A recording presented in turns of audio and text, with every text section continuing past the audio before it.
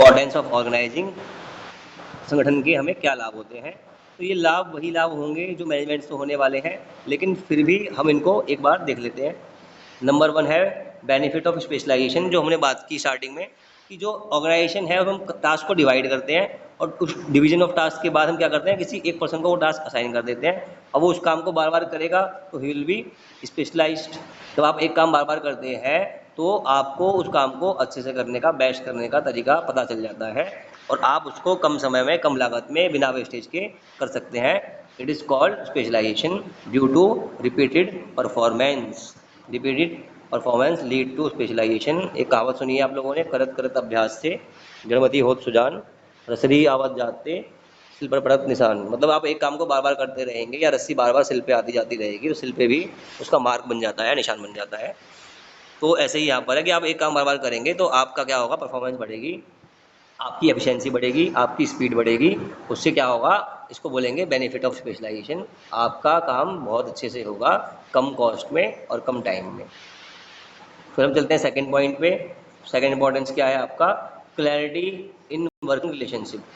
जो संबंध है वो क्लियर है। हमने देखा, अभी बात की थी पिछले वीडियो में, क्या हुआ था आपका कि अथॉरिटी रिस्पॉन्सिबिलिटी रिलेशनशिप हमने क्लियरली डिफाइन कर दी कि आप बॉस हो, आप जूनियर हो, ये आपको रिपोर्ट करेगा, ये काम ये करेगा, ये काम वो करेगा, ये काम इसका है, वो काम उसका है। तो पूरे टास्क को हमने डिवाइड कर दिया, लोगों को रिस्पॉन्सिबिलिटी दे दी, अथॉरिटी दे दी, पावर दे दी।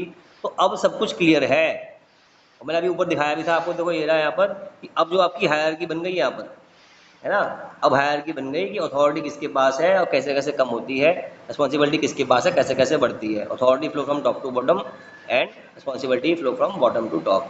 तो अब ये क्लियर हो गया कौन किस काम के लिए उत्तरदायित्व है, किसको किस काम के लिए पावर मिली है, किसको किस काम के लिए अधिकार मिले हैं। तो इसका रिजल्ट क्या होगा आपका, इफेक्टिव एडमिनिस्ट्रेशन। इसका रिजल्ट क्या है आपका, इफेक्टिव एडमिनिस्ट्रेशन। जब आपको सब पता है, एडमिनिस्ट्रेशन का मतलब क्या होता है कि आपको देखना है कि जिसको जो काम दिया है वो ठीक से कर रहा है या नहीं करना, कहीं कोई गड़बड़ तो नहीं हो रही, कुछ काम गलत तो नहीं हो रहा। तो आपको जो ऑफिस का बोलते हैं कागजी कार्यवाही, वो करने में आपको आसानी रहती है। सबको पता है कि ये काम इसको दिया है, वो काम उसको दिया है, वो काम उसको दिया है। तो ये काम नहीं हुआ तो ए की जिम्मेदारी है, ये काम नहीं हुआ तो बी की जिम्मेदारी है, ये काम नहीं हुआ तो सी की जिम्मेदारी है। ये काम करता है एडमिनिस्ट्रेशन।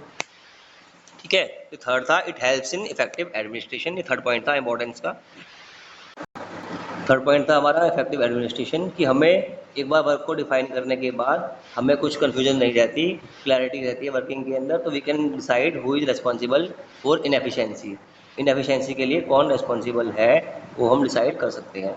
ठीक है। हम चल रहे हैं फोर्थ पॉइंट पे, ऑप्टिमम यूटिलाइजेशन ऑफ रिसोर्सेज।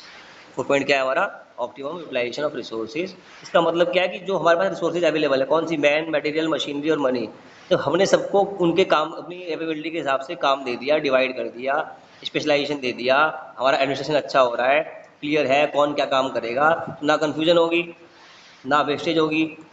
जब ऐसा होगा, कन्फ्यूजन नहीं होगी, वेस्टेज नहीं होगी, आपको बेनिफिट मिलेंगे इसके स्पेशलाइजेशन के।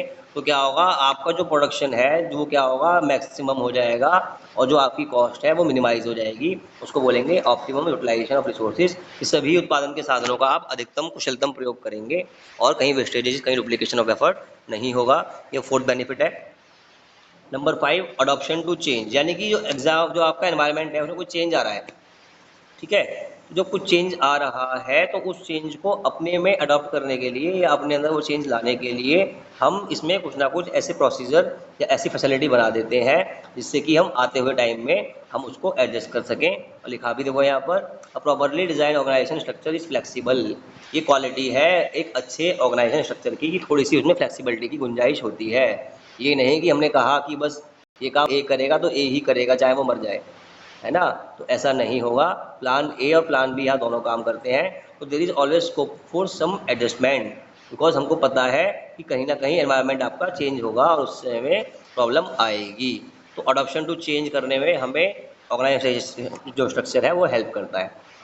डेवलपमेंट ऑफ पर्सनल, ये लिखा है नीचे, जो मैंने आपको बता ही दिया अभी, कि when a single person does a single task daily he obtain efficiency, है ना। ही ऑब्टेन्स एफिशिएंसी, क्या मिलती है उसको, एफिशिएंसी मिलती है। जब उसको एफिशिएंसी मिलेगी तो उसका क्या होगा, डेवलपमेंट होगा। और मैंने आपको बताया ट्रेनिंग मिलती है, ऑर्गेनाइजेशन ट्रेनिंग मिलती है, आपको नॉलेज प्रोवाइड की जाती है, नए नए मौके दिए जाते हैं, आपके अंदर इनिशिएटिव डेवलप किया जाता है ना। तो सारे ऐसे काम हो जाएंगे तो जो आपका एम्प्लॉई है उसकी थिंकिंग कैपेसिटी बढ़ेगी और उससे क्या होगा कि उसकी जो पावर, उसके अंदर इनिशिएटिव डेवलप होगा और क्या है उससे और धीरे धीरे उसकी ग्रोथ होगी और वो एक अच्छे लेवल के या हाई लेवल की जॉब को करने के लिए तैयार हो जाएगा। ये इसका छठा बेनिफिट है। और हम बात करते हैं अथॉरिटी की।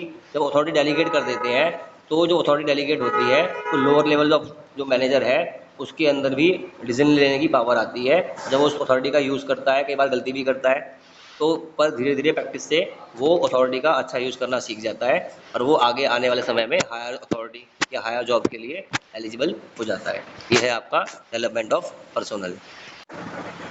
तो ये है हमारा last point, importance of organizing का एक्सपेंशन एंड ग्रोथ।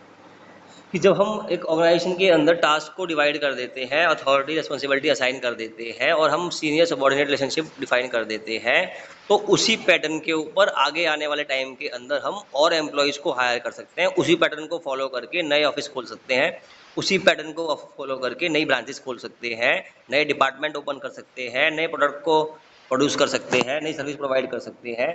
तो जब हमने एक बार कोई काम कर लिया एफिशिएंटली, तो उसी के बेस पे उसी मॉडल को कॉपी करके या उसी मॉडल के अंदर जगह बना के हम ग्रोथ और डाइवर्सिफिकेशन को पॉसिबल बनाते हैं by adding more job positions, और लोगों को हायर करके और डिपार्टमेंट को बना के या और प्रोडक्ट्स को ऐड करके या नए एरिया में जो बताया ब्रांचेस खोल के, है ना। तो ये पॉसिबल होता है ऑर्गेनाइजिंग का, और ऑर्गेनाइजिंग का सबसे बड़ा बेनिफिट यही है कि it always help in expansion and growth. ये थे आपके बेनिफिट ऑफ ऑर्गेनाइजिंग।